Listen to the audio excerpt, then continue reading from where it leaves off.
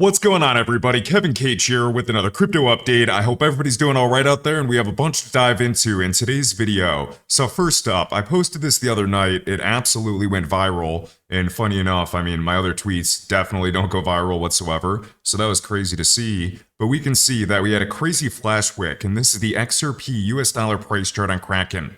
So I was laying in bed, and it was a little after midnight, and I saw my phone go off with some TradingView alerts, so I wanted to check, and we got a crazy flash wick in both directions, so we can see 0.002 all the way up to like 89 or 90 bucks.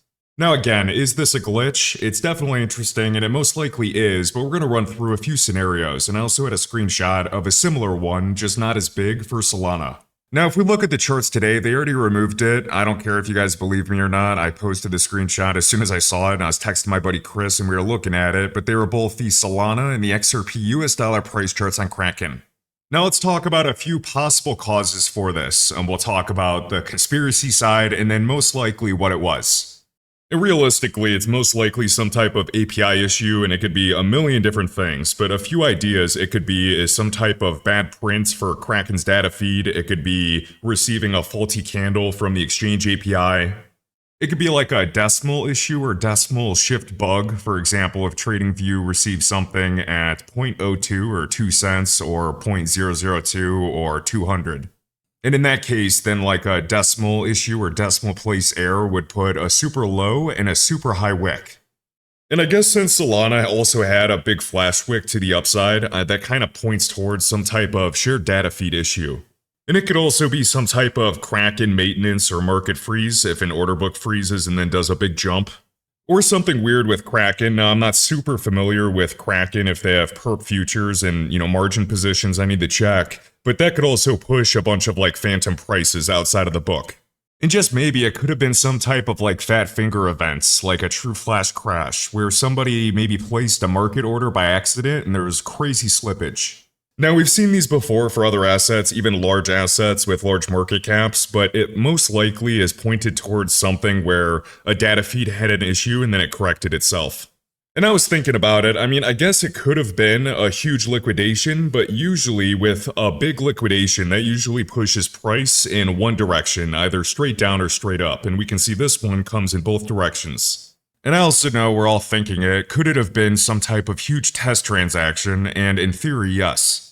We just don't know. it could have even been Kraken sometimes sending like test ticks or test trades. And in theory, test trades could be super low, like this 0.002 or 0.003, even up to 90 bucks. But anyways, I just wanted to share that really quick, and let's move on to some recent news. Alright, next up, before we go over the recent news for the XRP spot ETFs that are going live, I threw this tweet out. So these are 6 different acquisitions that the company Ripple's made over the past few years. Sometimes it's hard to keep track of everything, so me doing videos going over this and tweeting it out helps me keep my thoughts in order. So we had Medico back in 2023, now under Ripple custody. We had the Standard Custody and Trust Company. We had back in August, just a couple months back, Ripple acquiring Rail for $200 million to expand in stablecoin payments. We had just last month the G Treasury acquisition for $1 billion, and then we had this quote from Brad Garlinghouse, saying Ripple is breaking into the $120 trillion corporate treasury payments market with the $1 billion acquisition of G Treasury. Now, considering the treasury market and active treasury, especially with Evernorth, which is Ashish Birla's new company. We also had the acquisition of Hidden Road finally going through last month, so Hidden Road, $1.25 billion, and they are now officially known as Ripple Prime, and their business has grown by 3x. So we went through this in previous Ripple Insight blogs. And the most recent one I saw was this month with Ripple acquiring Palisade, basically digital wallet infrastructure. Alright, next up, I got a million tabs open right here, and I'm sipping my coffee. So, we finally have the Canary H-Bar Spot ETF on the Block ETF tracker. So I linked this on X for anybody that wants to check this out. We're up to $61.9 million in AUM. Now, I'm sure you guys have seen this news for Bitwise along with Grayscale, so let's actually set the tone. We have Bitwise right there, shared by XRP Crypto Wolf, $5 billion in AUM. Now, we know that the Canary Spot XRP ETF is live, but notice their AUM is a lot smaller, at $200 million bucks. And we have Grayscale, the big boy, at $40 billion AUM. So first up, I saw this shared by James. We have the Grayscale XRP ETF Trust, and this is set to go live, I believe, on the 24th. And for reference, feel free to check out the prospectus. I'll make sure I retweet this if you guys want to read more about it. But this is set to go live on November 24th, so just coming up on Monday. And we got some big news today by Bitwise, so we can see shared by Bitwise for the XRP community. Bitwise XRP ETF began trading on the New York Stock Exchange, the ticker XRP. And just remember that these are spot XRP ETFs, so the more shares that are purchased for this spot ETF, the more XRP is demanded from the open market. And they say right here, a convenient way to get spot exposure to XRP, the crypto asset looking to disrupt the $250 trillion market for global payments. So now we're going to keep tabs on the XRP ETF tracker and we're going to watch Bitwise because I want to see what this AUM could be. Not financial advice, but I think it's safe to assume that we're going to see more demand for this one versus the Silly Rex Osprey one. And the Canary Capital one is awesome, it's just going to be smaller in my opinion. Really just based on Bitwise knowing their AUM is already $5 billion, they're very well established, compared to Canary Capital, which is doing big things, but they have 200 million. But keep an eye on these other guys. We have 21 shares, we already know they're XRP, ETP in Europe, so we're waiting for that. We have, not really interested in these short XRP ETFs. Grayscale will be a good one.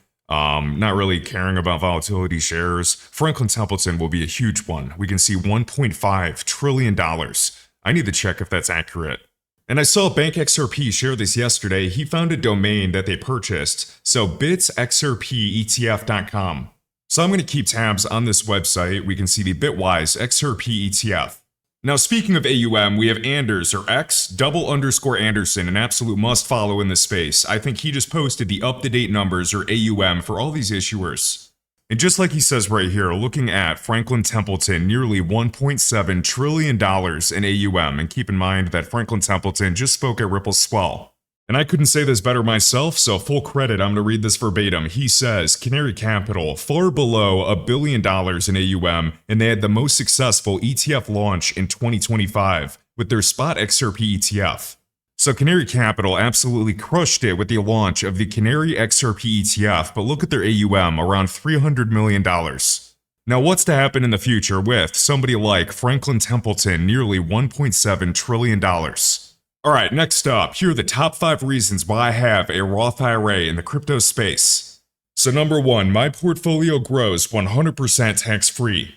All of my contributions, any of the money that I put in anytime, I can take that out. So whatever I contribute, whether it's, 5K or 7K a year, and it becomes a big bag, all of my contributions, I can withdraw at any time if I need it. No penalties and no taxes. And that type of flexibility can be hard to find, so I absolutely love that. And also, as long as I hit age 59 and a half, and then I meet the 5-year clock, meaning you've had a Roth IRA for over 5 years, you can take those earnings out completely tax-free. I also have beneficiaries set in case I don't make it to 59 and a half. Number 4, so I already mentioned the flexibility of being able to take out contributions at any time whatsoever.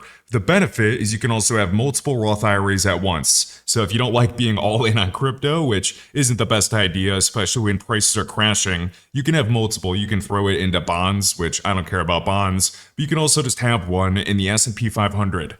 Now that'll affect your annual contribution limits, but you can still diversify. And number 5, arguably one of the most important, is a long-term time horizon. So this is a retirement account. I'm not thinking about next year, I'm thinking decades out. And there are also other avenues for high-income earners to do a backdoor Roth IRA. And we know how volatile this space is. I remember when Bitcoin just a few years ago was at 15,500 or under 16K, everybody said this is the end. And same thing for other alts, even XRP when it was at 11 cents in March 2020, or even last November when we were at 50 cents. And I treat my Roth IRA like a nest egg. It is very long term, especially as they add more and more products on iTrustCapital. And for anybody that wants to check them out, use the link in the top of the video description or the very top link in my link tree. And there are plenty of options, even the new premium custody account for those interested in a non-IRA account. And I know the market isn't pretty right now, but they have over 80 different assets available, including precious metals. And I strongly believe this decade we're going to see so many new products for crypto assets or digital assets as a whole. We're going to see yield-bearing offerings or yield-bearing products. We're going to see RWAs and regulation for that. Even collateralized debt positions going mainstream, offered by major brokerages just like a Fidelity brokerage account. But being able to use your crypto to get loans that are legitimate and not like Nexo, where they're lending it out. And that's absolutely the future that we're headed towards, just looking at the AUM of a variety of issuers and many alts likely to get spot ETFs as regulations improve. If you enjoyed this video, be sure to smash the like button and let me know your thoughts down below. You can find all links to my crypto resources, including tools for charting, trading bots, wallets, portfolio trackers, and exclusive discounts right in my link tree in the video description. Thanks for watching, and I'll catch you in the next one.